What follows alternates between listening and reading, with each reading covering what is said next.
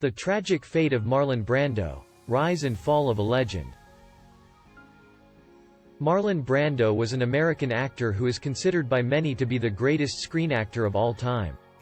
During his glory period, from 1950 to 1972, he covered himself with the mantle of unforgettable greatness and by his genius and force of personality helped to forge and popularize a new style of acting, the method school. His life was more complex and more celebrated than any Hollywood plot. He died as one of the world's truly obese men and most prominent eccentrics, and his behavior in later life nearly overshadowed his earlier incredibly high standard of post-war acting. A standard against which he himself would later often come up wanting.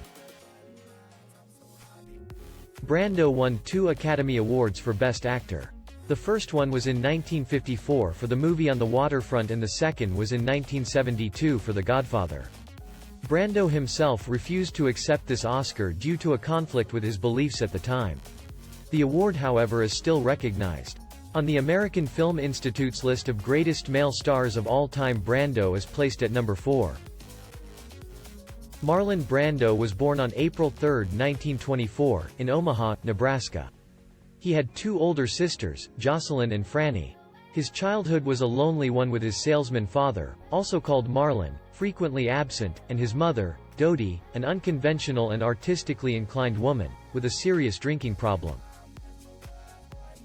However, she was an actress, well known in local theatrical circles. She was a director of the Omaha Community Playhouse where she helped a young Henry Fonda at the start of his acting career, and it was she who fueled her son's interest in acting as a career. The young Marlon, known in the family as Bud, often acted out scenes for her to help draw her out of a drunken stupor. Sometimes he had to collect her, drunk, from the town jail to bring her home. At school, Brando was constantly in trouble for bad behavior and he was eventually expelled. He failed to get in the army because of a damaged knee, and in 1943, at the age of 19, he moved to New York to join his sisters, partly to strike out on his own and partly in an attempt to prove wrong his father's low expectations for his future. The only thing he knew he was good at was the one thing for which he had received praise during his schooling and from his mother, acting, and he was determined to make it his career. In New York, Brando studied firstly at the American Theater Wing Professional School, then at the Dramatic Workshop of the New School and finally at Lee Strasberg's Actors Studio. It was at the New School's Dramatic Workshop that he met and studied with Stella Adler and learned the techniques of the Konstantin Stanislavski system. The system which became known throughout the world as method acting, rejecting traditional acting techniques in favor of a deep emotional expressiveness with the emphasis on the character's inner motivation. After some summer stock roles, Brando made it to Broadway in 1944 in the bittersweet drama I Remember Mama. Critics voted him Broadway's most promising actor for his role as an anguished veteran in Truckline Cafe, although the play was a commercial failure. Truckline Cafe was the first collaboration between Brando and Elia Kazan, who would later direct him to great effect on stage and on screen. In 1946, Brando appeared on Broadway as the young hero in the political drama A Flag is Born, and in the same busy year he co-starred with Katharine Cornell in Candida and then toured for a short time with Tallulah Bankhead in the pre-Broadway run of The Eagle Has Two Heads. He achieved stardom, and some would say, acting immortality, in 1947, when he portrayed the boorish Stanley Kowalski in Tennessee Williams' play A Streetcar Named Desire, directed by Elia Kazan. The outstanding success of the play and his role in it established him amongst America's acting elite and made his Hollywood debut inevitable. He made his television debut on an episode of Actors Studio in 1949, after which his first movie role came in 1950, portraying a paraplegic World War II veteran in Fred Zinnemann's The Men for producer Stanley Kramer. He then reprised his role as Kowalski in the movie version of A Streetcar Named Desire and in so doing instilled a consciousness of the method into the world of acting.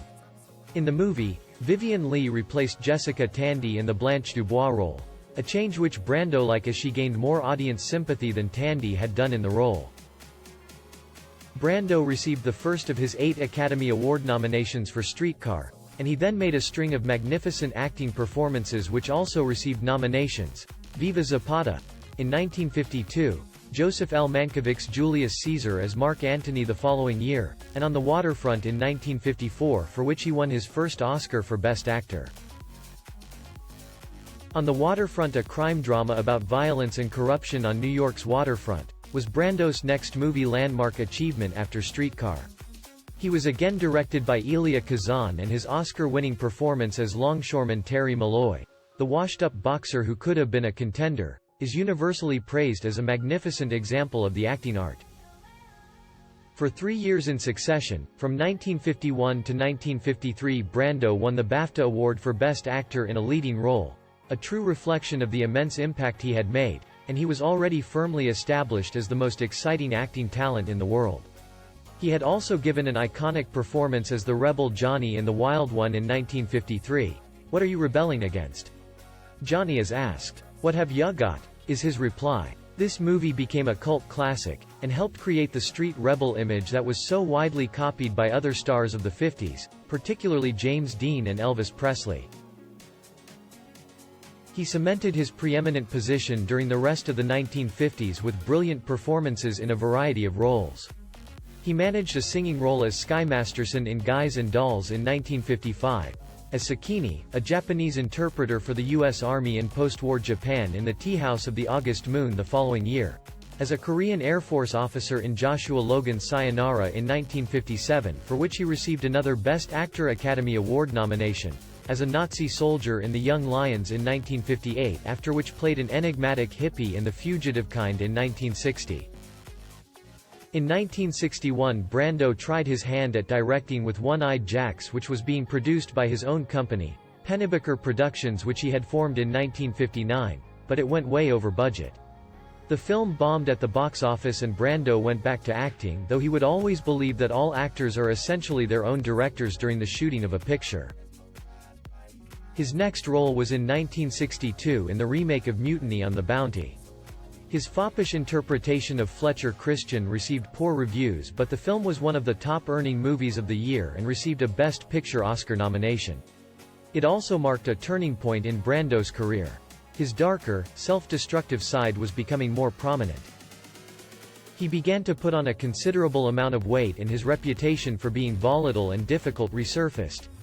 During the remainder of the 1960s, he appeared in the unsuccessful The Chase in 1966, Reflections in a Golden Eye the following year, portraying a gay army officer, and Burn, in 1969, his personal favorite but which was a commercial failure.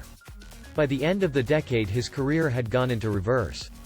He was pilloried by movie critics for supposedly not living up to his gifts. His political activism, which he maintained throughout his life, ranging from the early 1960s with his championing of Native Americans' rights, and including an appearance at a Black Panther rally in 1968, did not win him many admirers. He became box office poison and from 1969 did not make a film for 3 years. His return from movie exile came in 1971 with his inventive and electrifying portrayal of Vito Corleone in The Godfather, considered to be one of the best films of all time, for which he won the Academy Award for Best Actor. In typical Brando fashion, he refused the award and boycotted the award ceremony, sending an actress purporting to be Native American activist Sasheen Littlefeather, who appeared in full Apache dress, to state his reasons, which were based his dislike of how American Indians were being stereotyped on screen. The following year, Brando was once again nominated for the Best Actor Award, for the 7th time, for his performance in the controversial and highly erotic Last Tango in Paris co-starring Maria Schneider.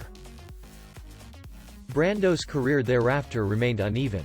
He showed that he was still able to hit the acting heights, as in his performance as Colonel Kurtz in Apocalypse Now in 1979, and he was nominated for an Academy Award for Best Supporting Actor for A Dry White Season in 1989, but for the most part he seemed content to pick up enormous amounts of money for relatively small roles, as in Superman in 1978 when he was paid $3.7 million for just 2 weeks of work, and the disappointing remake of The Island of Dr. Moreau in 1996. His weight and girth expanded uncontrollably, and Brando didn't seem to care that it limited the parts he could play. The main theme running through his last years was waste. Brando's last movie was as an aging jewel thief in the uninspiring thriller The Score in 2001, opposite Robert De Niro and Edward Norton. In his personal life, Brando had a chaotic, restless and seemingly unhappy, private life. He was married 3 times and had 9 children and 3 adopted children from various relationships. Brando married his first wife, actress Anna Kashfa in 1957. They had a son, Christian Brando, on May 11, 1958 and they divorced in 1959. In 1960, Brando married his second wife, Mavita Castaneda, a Mexican actress 7 years his senior. They separated in 1962 and the marriage was annulled in 1968. They had 2 children, Miko Castaneda Brando in 1961 and Rebecca Brando Kotliski in 1966. Tahitian beauty Tarita Teripia, who played his love interest in Mutiny on the Bounty, became Brando's 3rd wife in August 1962. She was 20 years old, 18 years younger than Brando. They had 2 children, Simon Taihotu Brando in 1963 and Tarita Cheyenne Brando in 1970. Brando and Tarita divorced in July 1972. The last decades of Brando's life were clouded by serious health problems and family tragedy. In May 1990, his son Christian shot and killed the boyfriend of Brando's daughter, Cheyenne, in the family home at Beverly Hills. The 31-year-old Christian received a 10-year sentence after pleading guilty to voluntary manslaughter and served 5 years. But the trial caused an even deeper family tragedy. Marlon's daughter, Cheyenne, committed suicide by hanging herself in 1995. By this time Brando's years of personal indulgence had caught up with him. He weighed well over 300 pounds and during the last years of his life he appeared in public less and less.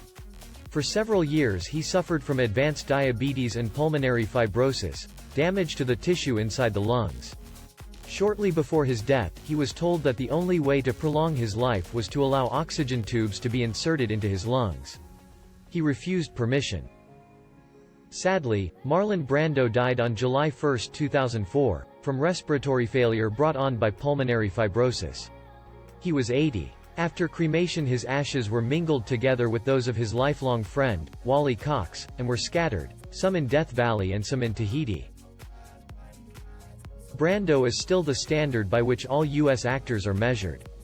There were too many bad movies amongst the greatness, but when he was at his in full flower he was imperious, unstoppable and utterly majestic. Perhaps not the greatest acting career but the greatest screen actor in the history of Hollywood. Rest in peace Marlon Brando.